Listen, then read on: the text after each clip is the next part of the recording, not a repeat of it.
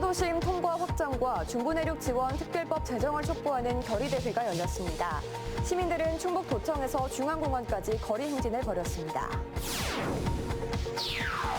술에 취해 지인을 폭행해 숨지게 한 30대 남성이 붙잡혔습니다. 이 남성은 말다툼은 했지만 만취해 기억이 나지 않는다고 진술한 것으로 알려졌습니다. 청주병원 이전 문제까지 해결되면서 청주시 묵은 현안들이 해결 단계에 접어들었습니다. 이젠 이범석 시정의 분명한 색깔을 보여주는 게 필요한데 과제가 한둘이 아닙니다. 충주에서 시작된 과수화상병이 경기와 충남, 강원 지역으로 번지고 있습니다. 덥고 습한 초여름 날씨가 예상되는 6월 초가 고비가 될 전망입니다. 여러분 안녕하십니까. CJB 8시 뉴스 시작합니다. 5월도 이틀 남았습니다. 이제 며칠 뒤면 충북의 최대 현안인 충청권 광역철도 청주도심 통과 노선의 운명이 결정됩니다. 여기에 또 다른 현안인 중부내륙 지원 특별법 제정을 위한 국회 행안위 법안 소위 심사도 다음 달로 예정돼 있는데요. 두 가지 현안의 관철을 염원하는 충북도민들의 대규모 결의대회가 열렸습니다. 조영광 기자입니다. 어깨띠와 피켓을 들고 충북도청에서 청주중앙공원까지 거리 행진을 벌이는 시민들. 지난 대선에서 여야 후보들이 앞다퉈 공약했던 청주 도심 통과 광역철도의 확정과 중부내륙 지원 특별법의 연내 제정을 강력히 촉구했습니다. 날려주세요.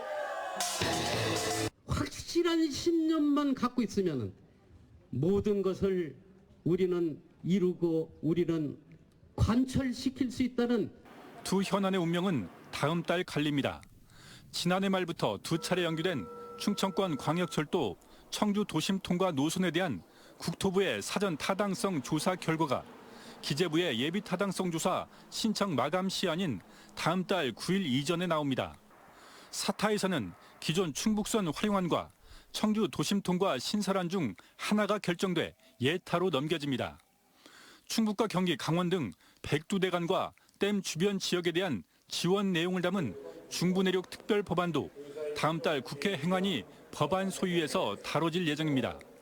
연내 법 제정을 위해서는 상반기 행안위 문턱을 반드시 넘어야 하고 이번 법안 소위에서는 원안을 최대한 지켜내야 합니다. 대한민국의 중심으로 충청북도와 청주가 부상할 수 있느냐 하는 것을 가름하는 그런 중요한 시험대이기 때문에 이번에 대통령께서 또 이 정부가 이 문제에 대해서 단안을 내려서 곧 드러날 청주 도심 통과 노선과 중부내륙 지원 특별법의 운명에 따라 내년 4월 총선에서 충북의 민심도 크게 요동칠 가능성도 있습니다. CJB 조용광입니다. 보드게임 친목 모임을 한 뒤 술에 취해 지인을 여러 차례 폭행해 숨지게 한 30대 남성이 경찰에 붙잡혀 구속됐습니다. 이 남성은 경찰 조사에서 말다툼은 했지만 만취해 기억이 나지 않는다고 진술하고 있습니다. 박원 기자입니다. 충주시 봉방동의 한 건물입니다. 그제 이곳에서 31살 남성이 함께 놀던 33살 남성을 주먹으로 폭행해 숨지게 했습니다. 이들은 전날 저녁부터 보드게임 친목 모임을 가졌는데요. 고기를 먹으면서 많은 양의 술을 마신 것으로 전해졌습니다. 술을 많이 먹었나 보더라고. 막 소리들 지르고 젊은 애들이 막 그래. 막 난리가 났어. 난가 때 끈안고 소리 지르고 술취했으니까 그때 싸우는 게 아니야. 당시 남성 6명과 여성 2명 등 모두 8명이 3층 옥상에서 비를 피해 천막을 치고 놀았습니다. 이후 피의자는 술에 취해 2층 피해자의 집에서 잠들었습니다. 그 사이 나머지 회원들은 모두 귀가했고 피해자가 피의자를 집으로 보내려고 깨우면서 사건이 발생했습니다. 주변의 신고로 출동한 경찰은 피해자의 얼굴이 심하게 함몰된 것을 확인하고 피의자를 긴급 체포했습니다. 당시 피해자가 피를 많이 흘린 자세라서 해서 곧바로 병원으로 이송하였는데 병원에서 사망하였습니다.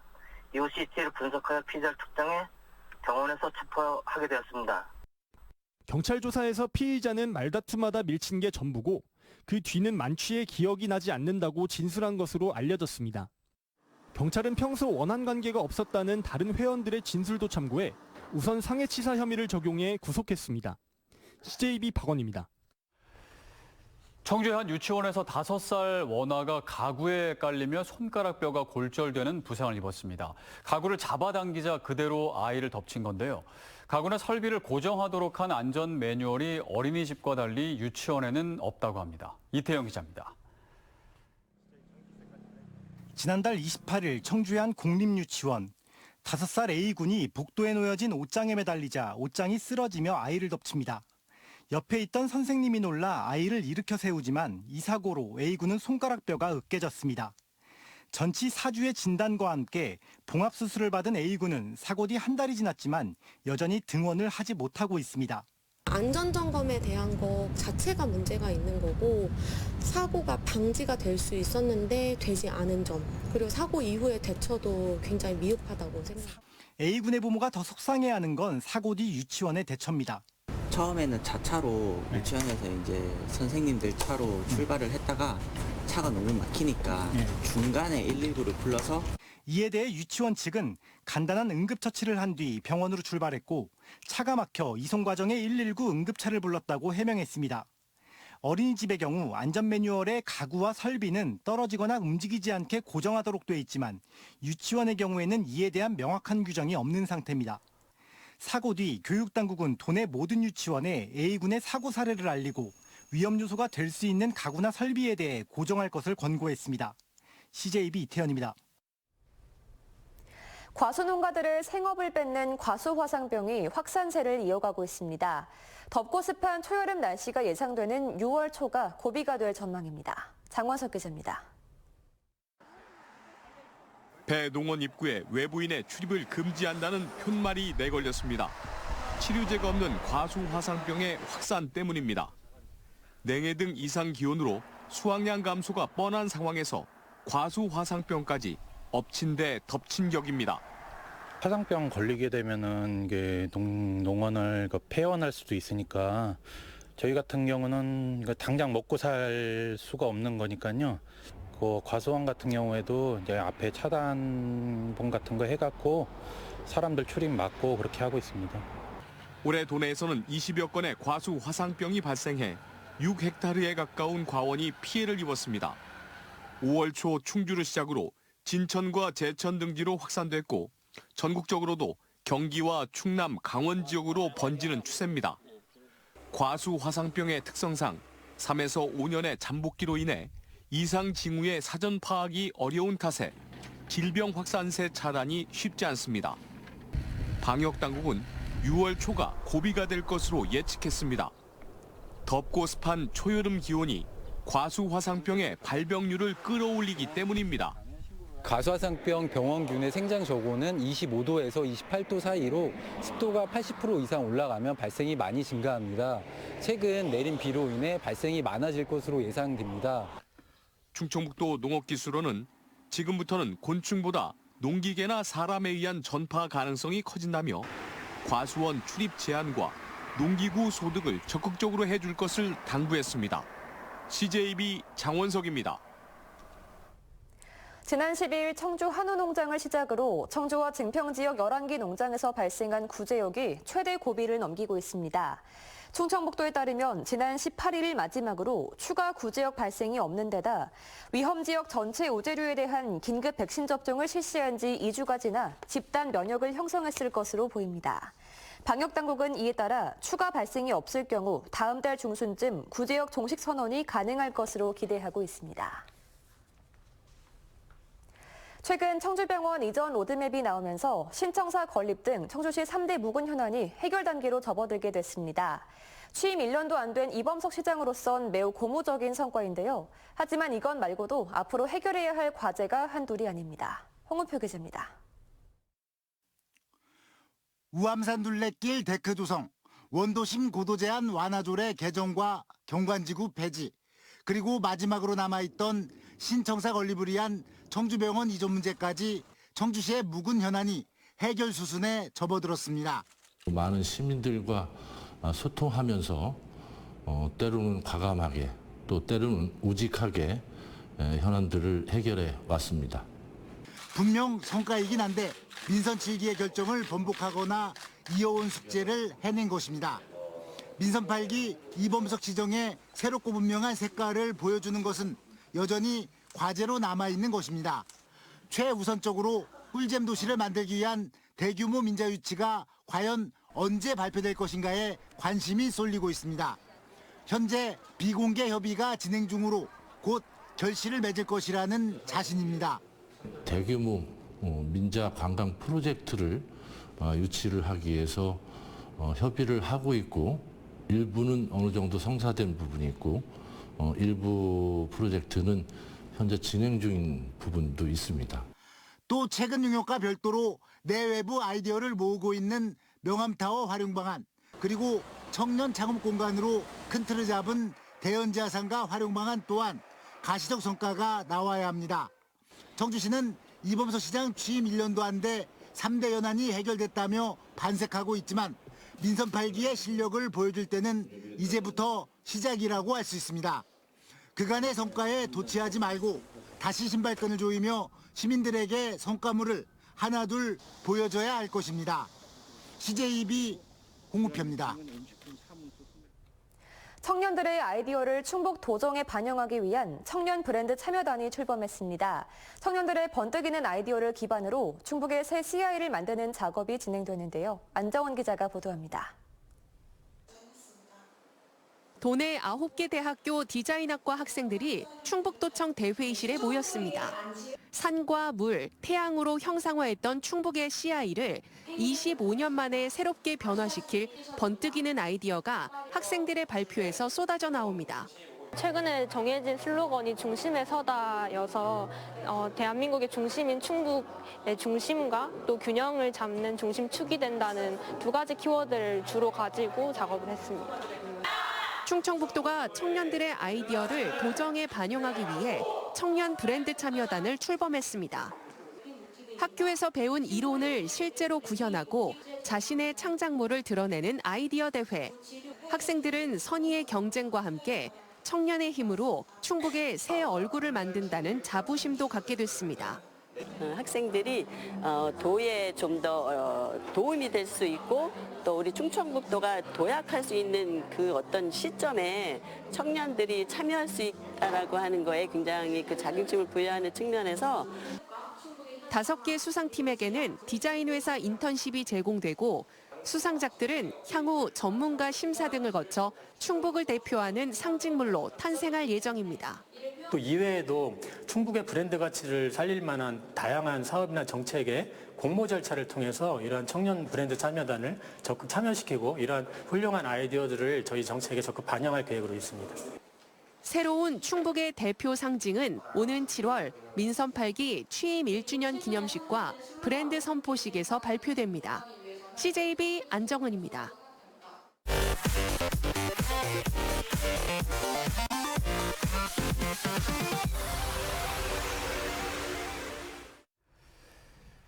전국장애인 차별철폐연대와 충북장애인차별철폐연대는 오늘 청주시청 임시청사 앞에서 장애인 이동권 보장을 촉구하는 기자회견을 갖고 가두행진을 이어갔습니다. 이들은 청주시가 장애인 특별교통수단을 운행하고 있지만 저녁 시간 등의 감차 운행에 불편을 주고 있다며 해피콜 인력을 늘려 하루 운행 시간 16시간 이상을 보장하라고 주장했습니다. 또 충청북도는 장애인 이동권이 전국 꼴찌 수준이라며 광역이동지원센터 설치 등 6대 요구안을 제시했습니다. 장차연은 내일 옥천군청에 모여 장애인 이동권 쟁취를 위한 결의대회를 이어갈 계획입니다. 청주시가 충북대병원과 청주의료원, 청주성모병원, 하나병원, 한국병원, 효성병원과 퇴원 취약계층 어르신 돌봄 업무 협약을 맺었습니다. 오늘 협약에 따라 이들 병원들은 퇴원하는 노인 가운데 돌봄이 필요하다고 판단되면 1차 조사를 거쳐 청주 독거노인 통합지원센터로 연계하는 역할을 맡습니다. 독거노인을 대상으로 한 주거 편의, 식사 지원, 긴급 지원 등의 맞춤 서비스를 통해 지금까지 11명이 혜택을 받았습니다. CJB 청주방송 이민아 작가가 근로자의 날 국무총리 표창을 수상했습니다. 이민아 작가는 10여 년간 CJB에 근무하면서 방송 발전에 이바지하고 노사 화합에 기여한 공로를 인정받았습니다. 고용노동부 청주지청은 오늘 청주 분평동 청사에서 근로자의 날 정부 포상 수여식을 열고 총 5명에게 각종 상을 전수했습니다. 사료 제조업체인 유진바이오가 오늘 충북대학교에 대학 발전기금 1억 원을 기탁했습니다. 조승열 유진바이오 대표는 축산학도에게 도움을 주고 싶은 마음에서 장학금을 기탁한다고 밝혔습니다. 충북대는 이번 기탁을 기점으로 양 기관 간 연구와 교류 활성화에 적극 협력해 나갈 계획입니다. 증평군이 지역 내 첫 골목형 상점가 지정을 추진합니다. 증평군 첫 대상제는 증평읍 전통시장 인근 세븐일레븐 뉴 중앙점에서 신동 방앗간까지 100m 구간으로 2,000제곱미터 이내에 점포 30곳 이상이 밀집한 상점가를 지정해 MZ세대가 많이 찾는 골목 상권으로 육성할 계획입니다. 골목형 상점가로 지정되면 전통시장에 준하는 지원과 거리 미관 개선 사업 등의 혜택을 받을 수 있습니다. 괴산군이 관내 공영주차장에 점심시간대 무료 주차 시간을 확대합니다. 군은 관련 조례가 시행되는 다음 달 1일부터 주말을 제외한 평일 공영주차장의 무료 주차 시간을 기존 오전 11시 30분부터 오후 1시 30분까지 해서 오후 2시 30분까지로 1시간 더 연장한다고 밝혔습니다. 이와 함께 어린이 보호구역과 횡단보도, 소화전 등을 제외한 고정형 CCTV 단속 시간도 오전 9시부터 오후 8시까지 해서 오후 6시까지로 2시간 단축됩니다. 청주 청원경찰서는 전 직장 동료에게 둔기를 휘두른 카자흐스탄 국적 60대 A씨를 붙잡아 조사하고 있습니다. A씨는 지난 27일 오전 10시쯤 청주 사창동의 길거리에서 자전거를 탄 상태로 전 직장 동료인 B씨의 머리를 둔기로 내려친 혐의를 받고 있으며 B씨와의 다툼으로 전 직장에서 해고당한 것에 앙심을 품고 범행을 저지른 것으로 알려졌습니다.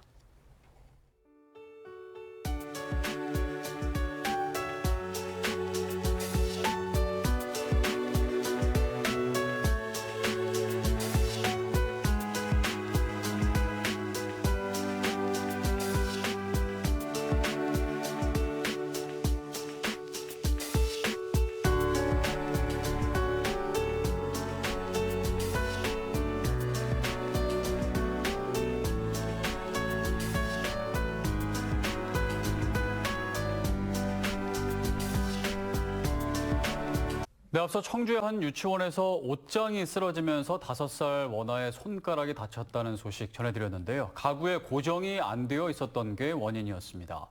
가구를 고정하는 규정이 어린이집은 있지만 유치원은 없다는 지적도 있었는데 규정도 필요하지만 규정 이전에 아이를 보육하는 시설에서 가구와 설비를 움직이지 않도록 고정하는 건 기본 중에 기본 아닐까요?